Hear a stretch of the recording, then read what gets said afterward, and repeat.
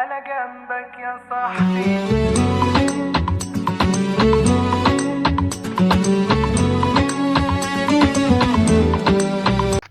بسم الله الرحمن الرحيم. السلام عليكم متابعي قناة مستر فورتين، ازيكم عاملين ايه؟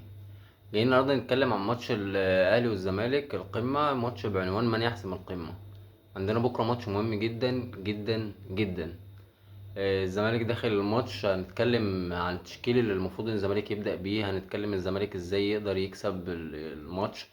الزمالك ايه الطريقة اللي يبدأ الكابتن معتمد جمال يلعب بيها، مين اللاعيبة اللي ممكن يستخدمها. هنتكلم عن الاهلي وعن خطته وعن اللعيبة. الاهلي اعلن من شوية القائمة بتاعته، هنقول القائمة بتاعة الاهلي، وهنقول مين مفاتيح اللعب في الاهلي، مين مكمن الخطورة في الاهلي، مين اللي تقدر تلعب على ناحيته في الاهلي، مين نقاط الضعف مين نقاط القوة، ازاي الماتش هيبدأ، وهنقول التوقعات وهنقول كل حاجة. فكوباية الشاي الجميلة كده، وكوباية أو كوباية القهوة أو كوباية العصير، واعمل لايك جميل تعالى معانا. هنتكلم عن ماتش الأهلي والقمة. فازيكم عاملين ايه؟ وبسم الله نبدأ. بكرة زي ما بقولك في ماتش مهم جدا ما بين الزمالك والأهلي الساعة 8. ماتش هيحدد بنسبة كبيرة الزمالك ممكن بنسبة كبيرة الزمالك يحسم الدوري بكرة، لو بإذن الله يعني الزمالك حقق فوز. وبيراميدز هيلعب بكرة الساعة 5 مع إنبي، هيبقى قبل الماتش. لو بيراميدز حصل أي تعثر بنسبة كبيرة يبقى خلاص الزمالك حسم الدوري. يعني لو بيراميدز خسر والزمالك كسب يبقى فرق 6 نقط ما بين بيراميدز والزمالك، وفاضل ماتشين، يعني الزمالك محتاج نقطة، فاهم؟ فاللي هو مكسب بكره هيحطك في اريحيه كبيره. النهارده قبل الماتش، قبل ما نتكلم عن الماتش النهارده، بس عايز ادي نبذه كده عن حاجه. اتحاد العاصمه كان بيلعب مع شباب بلوزداد. شباب بلوزداد ده اللي الزمالك مطلعه من نص نهائي الكونفدراليه، واتحاد العاصمه ده اللي الزمالك هيلعبه في النهائي بتاع الكونفدراليه. الماتش خلص 2-1 لاتحاد العاصمه. فانت هتروح تلعب اتحاد العاصمه وهو معنوياته عاليه، وهتلعب في الجزائر وهو معنوياته في السماء ولسه متوج ببطوله، وعنده دوافع وي وي وعايز ياخد البطوله التانية وبطوله قاريه وبتاع. فدي حاجه كنت حابب ان انا اقولها، عشان هي خاصه بالمنافس اللي هيقابلنا في ماتش نهائي الكونفدراليه. بس طبعا هنركن كل دوت، وكل التركيز كله على ماتش الاهلي بكره، لان ده ماتش مهم جدا. بعيدا عن مستوى الاهلي وطريقه الاهلي واسلوب الاهلي ومدرب الاهلي، بعيدا عن كل دوت، بغض النظر عن كل دوت، ماتش الاهلي والزمالك يا جماعه بطوله. لو انا ال 18 والاهلي الاول، هو الماتش بطوله. لو انا الاول والاهلي ال 20، الماتش بطوله. مفيش في ماتش الاهلي والزمالك حاجه اسمها انا هنزل اريح وهعمل واسوي. ماتش الاهلي والزمالك بطوله. وحاجه تانية، عيب على لعيبه الزمالك لو هما ما نزلوش كسبوا الفرقه دي بكره. مش بقلل من النادي الاهلي طبعا، كل التقدير والاحترام لكل جمهور النادي الاهلي، والنادي الاهلي نادي كبير ونادي عريق ونادي عظيم والاكبر في افريقيا وصاحب اكبر انجازات في القاره. لو انا كزملكاوي مش شايف كده، يبقى انا كفريق، انا كزمالك، انا فريق صغير. لو انا المنافس بتاعي مش قوي، ابقى انا فرقه ضعيفه. فالاهلي فرقه كبيره طبعا. وطبعا مش احنا اللي هنتكلم عنه، الاهلي تاريخه بيتكلم عنه، بطولاته بتتكلم عنه، انجازاته بتتكلم عنه. انا مش عايز امجد في حته الاهلي ديت كتير، لان انا معترف ان الاهلي فريق كبير، بس انا زملكاوي. انا عشقي وشغفي كله زمالك. فبسم الله نبدا نتكلم عن ماتش الاهلي والزمالك. زي ما بقول لك بكره الزمالك تشكيل. تعالى بس نقول الاول قائمه النادي الاهلي. هو الاهلي لسه معلن القائمه بتاعته من شويه. قائمة النادي الأهلي: في حراسة المرمى الشناوي وشوبير وحمزة علاء. 3 حراس مرمى: الشناوي وشوبير وحمزة علاء. الدفاع: ياسين مرعي، رمضان بيكهام، محمد شكري، أحمد عيد، هادي رياض، عمرو الجزار. غايب ياسر إبراهيم. ومين تاني غايب من الدفاع؟ وغايب محمد هاني، وغايب يوسف بالعمري. نص الملعب: بن رمضان ومروان عطية وأليو ديانج وحسين الشحات وإمام عاشور وكوكا. نص الملعب تقريبا مفيهوش غيابات. الهجوم: تريزيجيه، محمد شريف، بن شرقي، زيزو، طاهر، مروان عثمان، اوتاكا. فكده القائمه بتاعت الاهلي ما فيهاش اي غيبات، ما فيهاش يعني هي الغيبات المؤثره بس هي هتكون طبعا كاموش مش غياب يا جماعه، ما حدش يحسب لي كاموش غياب. الغيابات المؤثره هتبقى يوسف بالعمري مثلا، هتبقى ياسر ابراهيم، هتبقى بس. هما دول تقريبا الغيبات المؤثره: بالعمري وياسر ابراهيم ومحمد هاني. فهي دي الغيابات المؤثره للنادي الاهلي. فالنادي الاهلي عنده مشكله في الباكين، في الباك اليمين والباك الشمال، وعنده مشكله في قلب الدفاع. فانت لازم تنزل بكره تدوس. نيجي بقى نتكلم عن اللي يهمنا واللي يخصنا وعن اللي احنا اصلا جايين نتكلم عشانه، عن نادي الزمالك. الزمالك بكره نزل الماتش. اولا قبل الماتش هيبقى في ماتش الاهلي بيراميدز وانبي زي ما احنا ما قلنا. انا مش عايز لعيبه الزمالك تعرف نتيجه، مش عايز لعيبه الزمالك تعرف نتيجه. خلي انبي كسب 45، خلي بيراميدز كسب 32. انت مالكش دعوه بحد. انت عندك 3 ماتشات، اكسب ال3 ماتشات او اكسب 2 منهم، انت خدت البطوله. اكسب ماتشين، انت خدت الدوري. فملناش دعوه باي حاجه. لو انتوا عايزين تعرفوا اللعيبه النتيجه، عرفوها لو النتيجه في صالحنا. يعني لو بيراميدز مثلا متعادل او ما تحطهمش تحت ضغط وتقول لهم ده بيراميدز كسب فالبيراميدز بقى قدنا. فانت لازم تنزل تكسب الاهلي عشان تعمل، لان ده هيحطهم تحت ضغط. وانا مش عايز اللعيبه تبقى مضغوطه قبل الماتش. اللعيبه دي لو نزلت لعيبه الزمالك، لو نزلت لعبه الاهلي وهي مضغوطه هتخسر. لكن لو نزلت لعبة الأهلي وهي واثقة في نفسها وشايفة ان اللي بيقدمه الأهلي هيكسبوا طبعا مليون في المية. الأهلي فرقة آسف، الأهلي فرقة فعلا فنيا مش شايفة. فأنت لازم بكرة، دي فرصة مش هتتكرر لك كتير، انت تنزل بكرة تدوس على أي حد قدامك في الملعب. تدوس كورة، مش أي حاجة. فانا شايف ان كابتن معتمد جمال يبدا بكره ضاغط ومستحوذ وفارض سيطرته وبيروح وعايز يجيب جون بدري. لازم تنزل تلعب ان انت تضغط الاهلي وتحرمه من الكوره. انزل العب، امسك، خد الاستحواذ واضغط الاهلي وحاول تجيب جون والتاني. ما تجيبش جون فتبدا ترجع ان انت تدافع عشان لا لا لا، اضغط ودوس. بكره فرصتك ان انت تعمل سكور. بكره فرصتك ان الفرقه اللي كسبها طلائع الجيش انت تكسبها. الفرقه اللي بيراميدز شايلها 5 رايح جاي انت تكسبها. انت كسبت بيراميدز رايح جاي. الفرقه اللي طلائع الجيش بقول لك شايلها 3 انت تكسبها. الفرقه اللي الترجي كسبها انت تكسبها. الفرقه اللي اتعادلت مع سيراميكا واتعادلت مع كل دول انت تكسبهم. اتعادلت مع المحله واتعادلت مع سيراميكا واتعادلت مع الحدود واتعادلت، اكسبها. انت تقدر بكره انت تنزل تكسبها 2 و3 مرتاح. مفيش بكره اعذار، مفيش بكره اي فرصه لان انت ما تكسبش. لان انت لو ما كسبتش انا كراجل زملكاوي مش هقبلها. اقبلها ازاي وانت الناس كلها بتكسب الاهلي الا انت؟ يعني هتكسبه امتى والاهلي كسبانك الدور الاولاني ومش عايزين ندخل بقى في مشاكل وصراعات وحسين الشحات وبتاع. انزل العب كوره، العب كوره ومالكش دعوه باي حد. العب كوره بس، العب كوره وهاجم واعمل اللي عليك وجيب اجوان وفرح جمهورك اللي هيبقى موجود معاك. وحاجه تانية، جمهور الزمالك اللي هيروح بكره، انت كسبان، انت خسران، انت متعادل، انت لسه عندك ماتشين مهمين بعد ماتشين، بعد ماتش الاهلي، ماتش سموحه وماتش سيراميكا. اوعى تحرم نادي الزمالك منك. اوعى تحرم نادي الزمالك من ان انت تبقى موجود معاه في المدرج في ماتش سموحه او في ماتش سيراميكا. اوعى تضيع كل التعب الفرقه واحنا كمان كجمهور تعبناه طول السيزون عشان حسين شحات استفزك ولا زيزو استفزك ولا.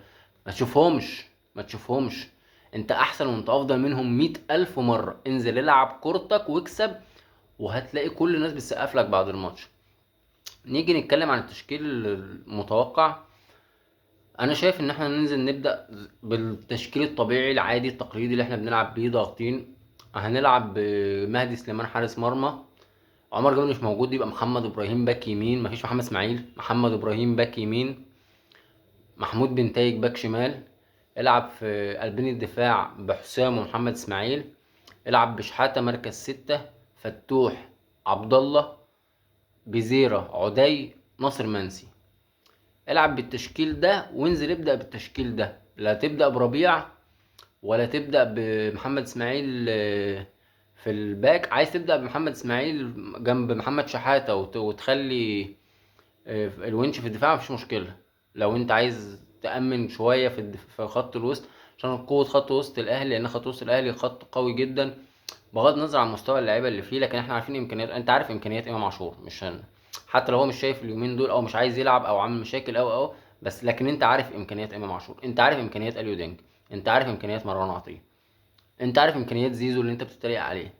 فالكورة حاجة والتحفيل حاجة تانية. انت عارف امكانيات اللعيبة ديت، انزل العب على امكانياتك، انزل العب على فرصك وعلى حظوظك. طبعا الزمالك لازم ينزل ضاغط ومستحوذ عشان يحرم الاهلي من الكوره ويصدر ويكمل في تصدير قله الثقه اللي عند الاهلي. لازم بكره نستغل قله الثقه دي باي شكل. ما ينفعش بكره ان انت تبقى تجيب جون وبعد كده الاقي ان الفرقه بتاعتنا ركابها بتخبط وسابت الكوره ورجعت لورا. جبت الجون دور على التاني، جبت التاني دور على التالت، جبت التالت دور لغايه ما تخلص الماتش. ما تقفش غير لما الحكم يصفر. انا عايزك بكره الماني. انا عايز كل لعيب في الزمالك بكره الماني. لو قدام ومحدش يتفزلك يا جماعه. انا بص، مش فارق معايا اي حاجه، مش فارق معايا ده اخسر الدوري بس اكسب الماتش ده بكره سكور. اخسر الدوري واخسر الكونفدراليه لكن اكسب ماتش الاهلي بكره سكور. مفيش اي فرصه لان انت ما تكسبش الماتش. بكره فرصتك الوحيده والاخيره ان انت تكسب الاهلي في الظروف دي بنتيجه تفضل تعمل نفسك تاريخ بيها طول سنينك. الناس كلها يعني انا عندي 32 سنه، انا مواليد 93. فانا حضرت كميات كبيره، لكن انا عندي اخواتي مثلا اخ منهم 25 سنه. اخويا ده ما يعرفش حاجه عن كابتن خالد بيبو غير ان هو بيسمع بيبو وبشير. ما يعرفش حاجه عن كابتن خالد بيبو غير ماتش 6-1. اعمل نفسك تاريخ بزيرة، اعمل نفسك تاريخ بكره. شيكوبانزا اعمل نفسك تاريخ بكره. عدي اعمل نفسك تاريخ بكره. ناصر منسي انت عامل تاريخ، كمل تاريخك بكره. كمل تاريخك وخليك عقدة أزلية ليهم بكرة. بنتايج شوط من أي مكان شوط.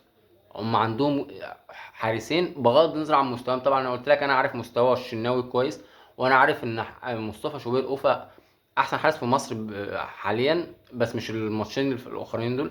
بس هو احسن حارس كموهبه موجود في الدوري المصري. مش هنضحك على بعض، مش هنقول لا يعني، مش هقول لك لا ده حارس تعبان. فانت لكن هما مع كل ده هما عندهم ازمه ثقه جامده قوي، لازم انت تستغلها بكره في ان انت جالك فاول شوط يا بنتاج حتى لو في زاويه الحارس شوط وجامد.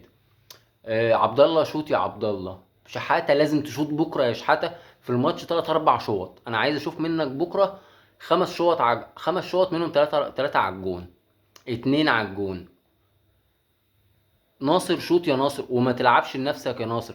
مش لازم يبقى همك ان ناصر منسي جاب جون، لكن لو همك ان الزمالك جاب جون الكريدت هيبقى ليك في الاخر. مش مهم مين اللي يجيب الجون، المهم ان في الاخر الزمالك يبقى 53 نقطة بكرة الساعة 10 بالليل. لازم بكرة الساعة 10 بالليل نبقى 53 نقطة. تعملوها ازاي معرفش. مفيش اي فرصة لان انت ما تكسبش الماتش ده تاني. مفيش اي فرصة ولا ليك اي عذر ان انت تنزل ما تكسبش الفرقة الضعيفة فنيا دي.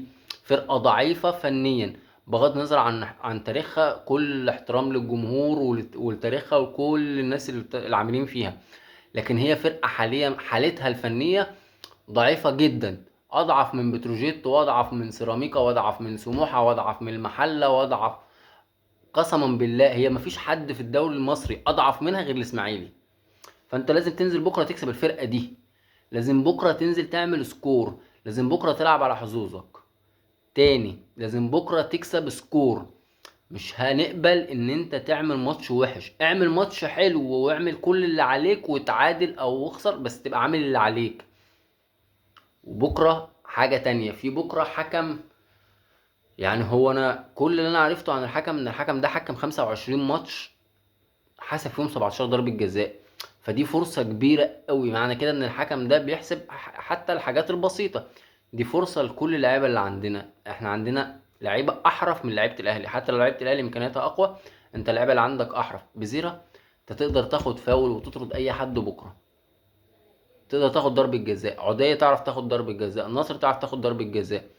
اي حد في نادي الزمالك يقدر يعمل اي حاجة. بكرة فرصتنا يا جماعة. لازم بكرة نحتفل بالدوري.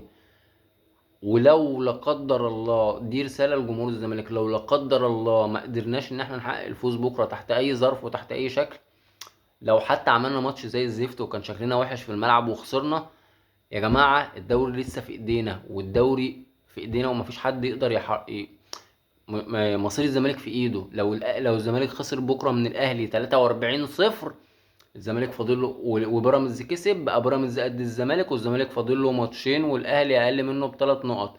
الزمالك كسب الماتشين بطل الدوري على اتخن تخين. فما تخليش ماتش الاهلي يدخلك في دوامه الماتش سموحه وسيراميكا ولسه عندك الكونفدراليه. بكره لازم نكسب. بكره لازم تلعب بروح جمهورك. بكره لازم تعمل كل اللي عليك وتطلع 200% من اللي عليك. ده رأيي، وده اللي انا شايفه، وده التشكيل اللي انا اتوقع اللي انا اتمنى ان كابتن معتمد جمال يبدأ بيه. الادوار، انا اتمنى ان حد يبقى موجود في نص الملعب جنب شحاتة، بس انا اتمنى فتوح وعبد الله.